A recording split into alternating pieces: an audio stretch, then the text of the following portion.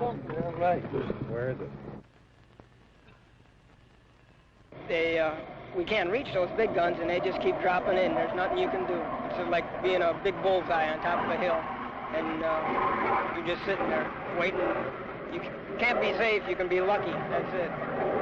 You can't be safe. You can be lucky. That's it. Stuff landing all over, bouncing off you, and you get just as scared every time. And it gets worse. The closer they get, the more they throw. The more you get scared. Then you get up. It's a wonderful feeling just to be alive, to be able to walk around after one of those. If I live 100 years, I'll just never, ever be able to tell the story the way it really happened. These young kids who, you just run up to them, and when we were all boxed in, they were all around, and they were all over our perimeter, and we're throwing grenades, and got pretty close, and just run up to one of these kids and say, Marine, we're going to get out of here, aren't we? And the kid look up to you and say, you're damn right we are, Skipper. Those Marines are talking about a place named Con Thien, an obscure American outpost in Vietnam, as Tarawa, Iwo Jima, and Guadalcanal were once obscure. Con Thien is a bitterly exposed target just 2 miles below the DMZ. American Marines have been under fire there since last May. In just the last 4 weeks, they have suffered over 70 dead, 1,000 wounded. In the next half hour, we shall examine the ordeal of Con Thien. This is a CBS News special report. The ordeal of Con Thien.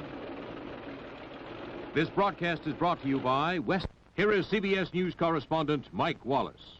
Con Thien is here, 2 miles south of the demilitarized zone at the narrow top of South Vietnam, 12 miles inland from the South China Sea. It is a desolate hilltop collection of guns and bunkers looking north across the DMZ into North Vietnam. Its crucial importance lies in the fact that it's on a main infiltration route into the south. The loss of Con Thien could help open the way for the estimated 35,000 communist troops now massed in the DMZ area. Its loss would block the construction of that electronic barrier along the DMZ to seal off South Vietnam from the north. But more than that, its loss would give the North Vietnamese that one big, elusive propaganda victory they've been searching for at such a cost in lives. They would prize a victory at Con Thien as a miniature replica of their victory over the French at Dien Bien Phu in 1954. Con Thien is vulnerable. It is the least defensible of any of the American outposts because it's so close to North Vietnamese territory. The enemy artillery, about 100 big guns plus mortars and rockets, can pound Con Thien around the clock with devastating effect. And our ground troops cannot go into North Vietnam to knock out those guns. For the Marines at Con Thien, this is what it's like.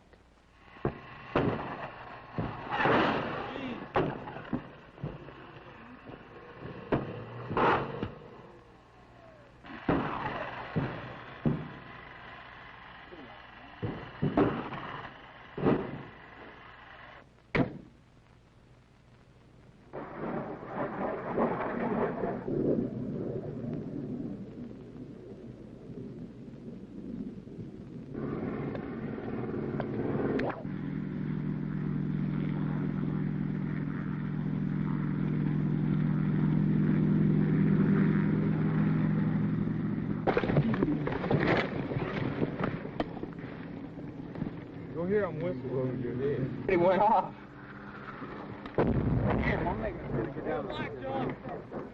Better keep it.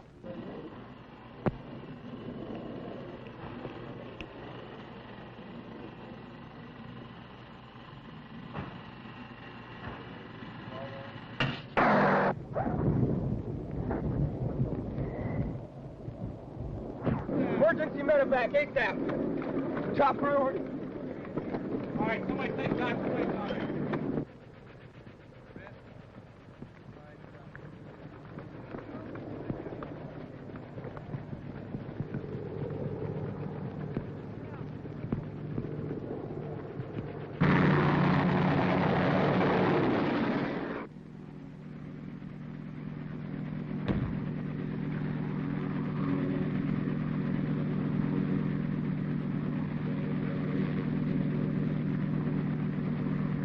Put your arm around it.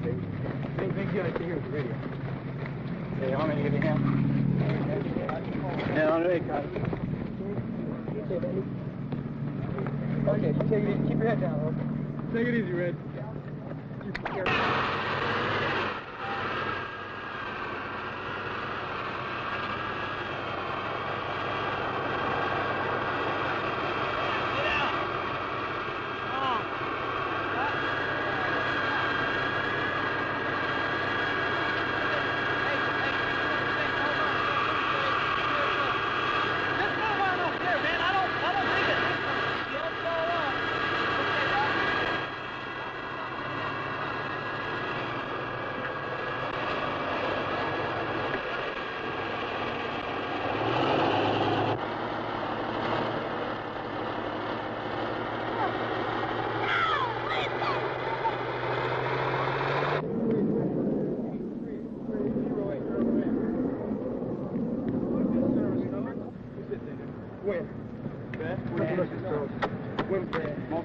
Hey, you want me to call 6 and tell them to get a medevac on the way? Wait a minute.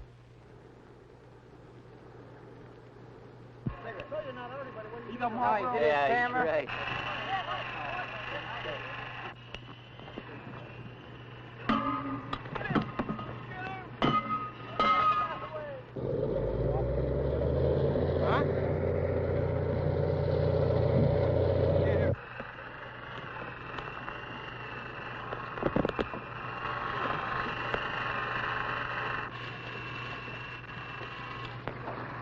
You went to Rainbow. you got boots. Wait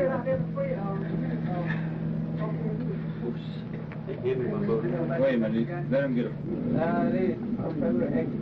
God, my crash pile this morning.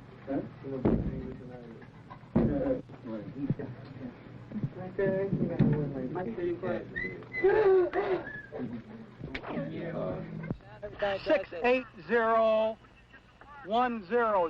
Start from 680100. 680100.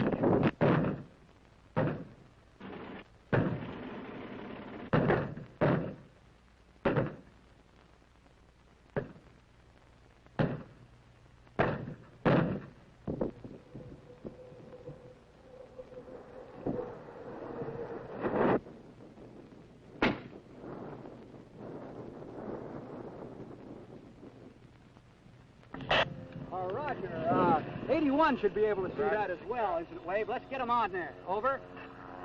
Hey, look, can't get a grid out of bird the same way. Okay, look. Here are the two tacks. Do you see them? Yes, sir. Do you see where that smoke is? Sure. The smoke landed about 300 meters, right where that big tree is out there. 300 to 400 meters. Southeast of the tack. Okay, we got income. I'd say they're probably...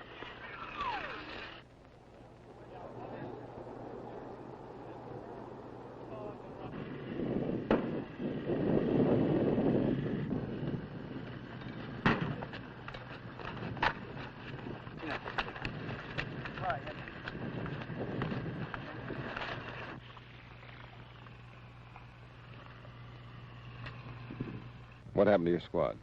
They was hit. Most of them was hit by shrapnel, and there was medevac. Well, tell me, you came here at full strength? I had 13 men when I came. And it's 4 days later now, and how many are still here? 6. I think we're just occupying ground and losing too many men. I'm losing too many men. If we were to stay here too much longer, we wouldn't have much left of this platoon, let alone the company. I see, what, about 3-4 people get it a day.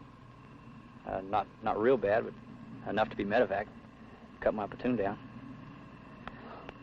Well, isn't that all part of war, as the generals say? Sure it is, but for 7 months up here, one battalion ain't going to have much left if that's part of war. That'll rotate a little more, I think. Send us back where we can get new men and train them. See, we're getting new men out here. They coming out, well, what you might call green, and then they don't know really how to act.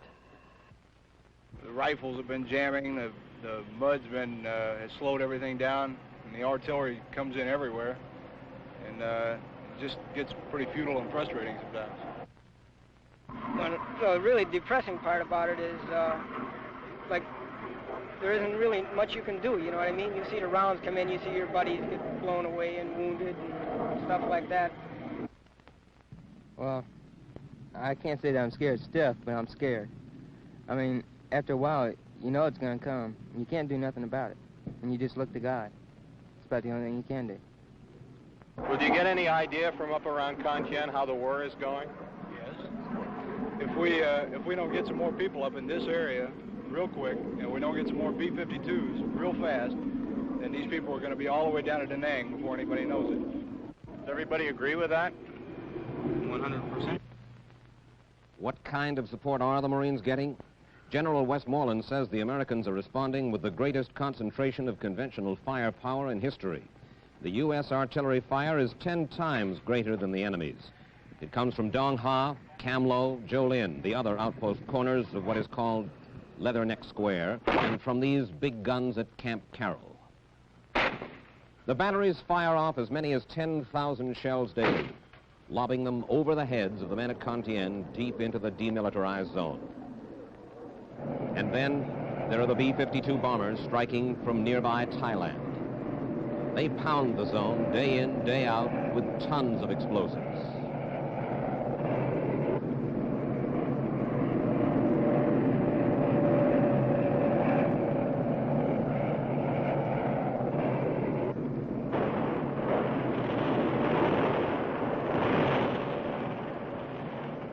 With this saturation, why haven't the North Vietnamese positions been destroyed? Marine commanders say the enemy guns, most of them highly mobile, roll in and out of deep caves and tunnels. Only a direct hit can silence them. And there has been no silence at Con Thien. The story of how Con Thien came to be a miniature Korea began last May. The Marines there were in construction battalions clearing strips to help protect against attacks. The outpost was little more than a few trenches dug on a hilltop, still green and unscorched, manned by 300 South Vietnamese civilian irregulars advised by a handful of American Special Forces troops. The few bunkers looked more like temporary homes for the men who were there to operate the graders and earth movers. But they were some protection against occasional artillery attacks.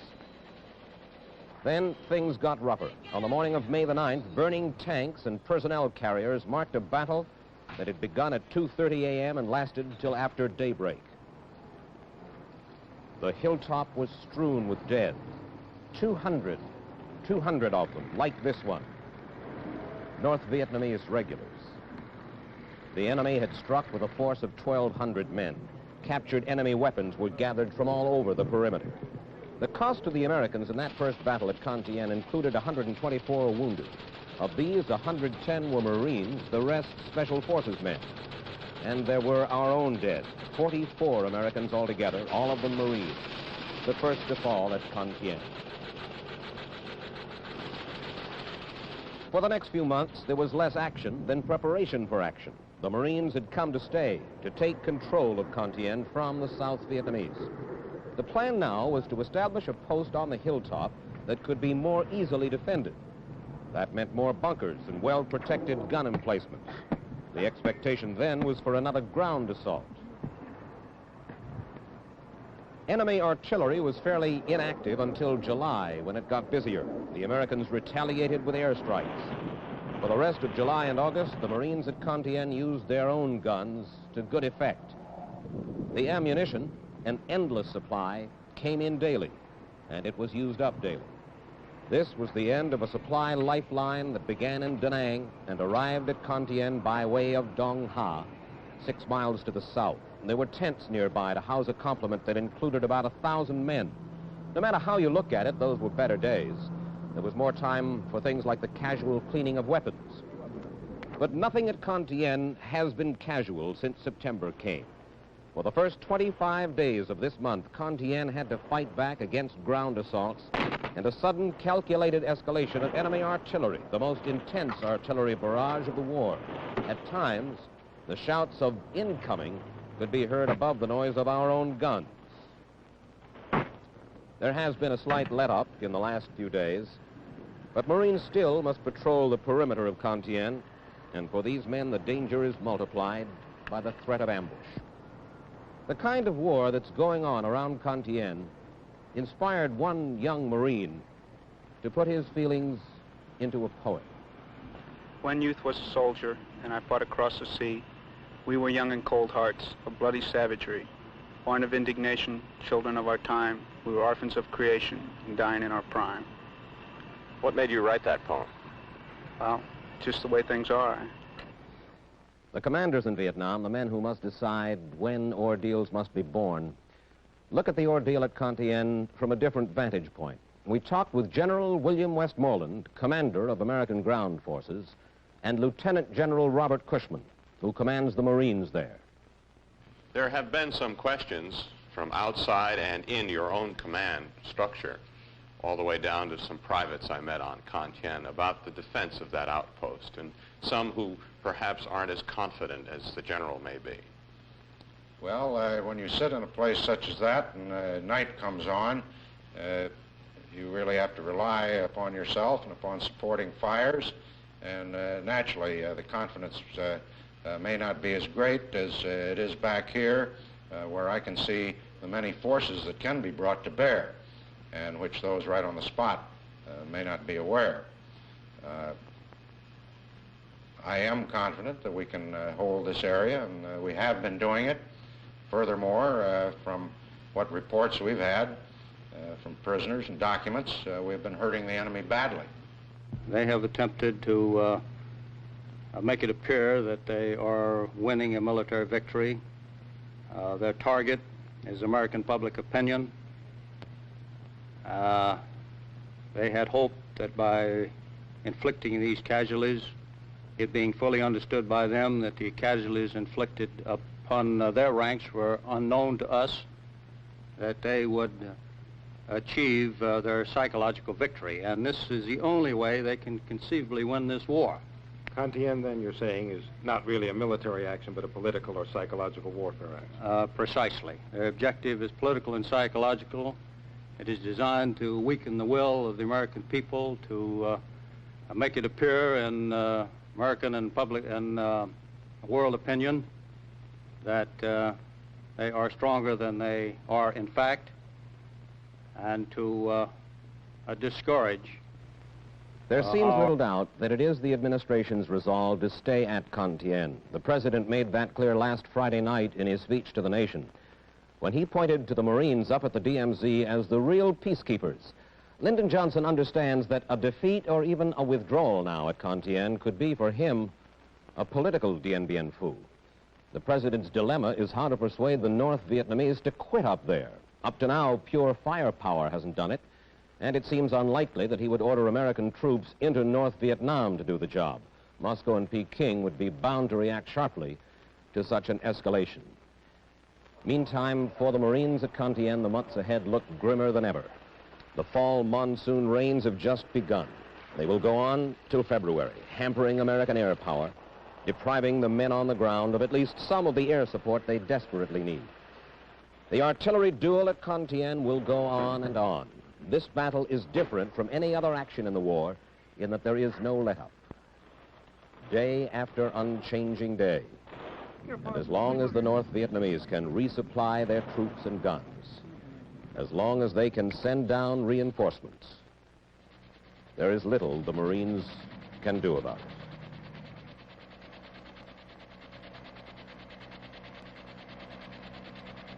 Mike Wallace, CBS News, New York. CBS News film cameramen at Con Thien, Keith Kay, Gerard P., John Smith, Carl Sorensen, Kurt Volkert, P.B. Wan, and the CBS News soundmen, Pham Van Way, Phaloop Rod Boone, Phan Chan, Thanong Hiransi, D.V. Ree, Pham Tan Don. This has been a CBS News special report. The ordeal of Con Thien.